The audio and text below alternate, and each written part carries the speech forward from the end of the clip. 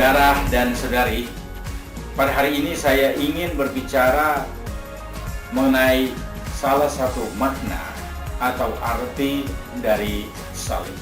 Ya, ketika kita melihat salib seperti ini, ya, bahwa salib itu terbentuk dari dua palang. Ya, palang yang pertama adalah palang vertikal, sedangkan palang yang kedua adalah palang horizontal. Nah, salib melambangkan hidup kita manusia, bahwa hidup kita itu terdiri dari dua bagian. Bagian yang pertama adalah kehidupan, ya. Jadi itu adalah palang vertikal. Ada hidup, juga kita selalu ya dikontraskan dengan kematian, yaitu palang horizontal, melambangkan kematian. Jadi kalau kita melihat salib itu sebenarnya melambangkan hidup kita. Pertama ada kehidupan, yang kedua itu ada kematian. Ya, jadi kematian dan kehidupan itu ada dalam diri kita. Ya, tetapi saudara dan saudariku yang terkasih, kalau kita melihat salib seperti ini, di mana Yesus yang ada di atas kayu salib, di sanalah Yesus merentangkan tangannya untuk kita, mengorbankan hidupnya untuk kita. Karena dia sendiri berbicara di dalam Injil Yohanes bab 15 ayat 13. Ia berkata begini, "Tidak ada kasih yang lebih besar daripada kasih seseorang yang memberikan nyawanya untuk sahabat-sahabatnya." Saudara dan saudariku yang terkasih, kita adalah sahabat-sahabat Yesus. Dan sebagai sahabat-sahabat Yesus, Yesus memberikan nyawanya untuk kita.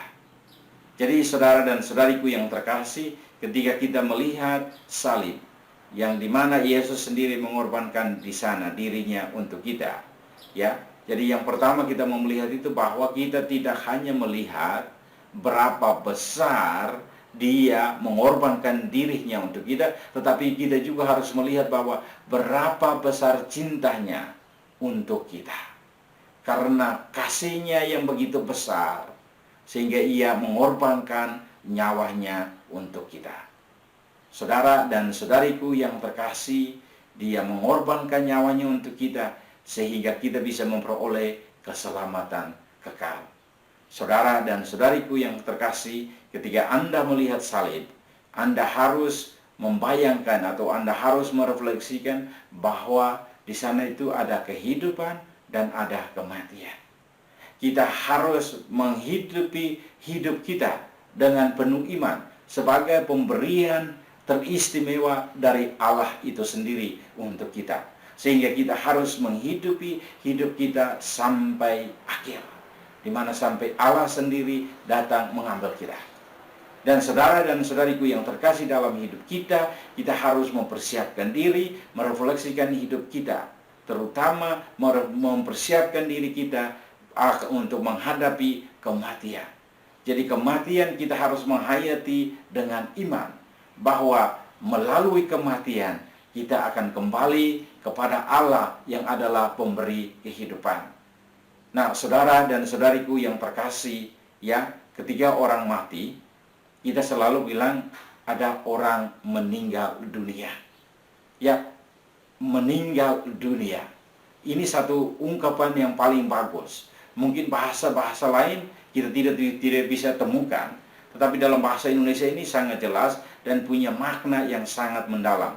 Meninggal dunia. Berarti kita mau meninggalkan dunia ini.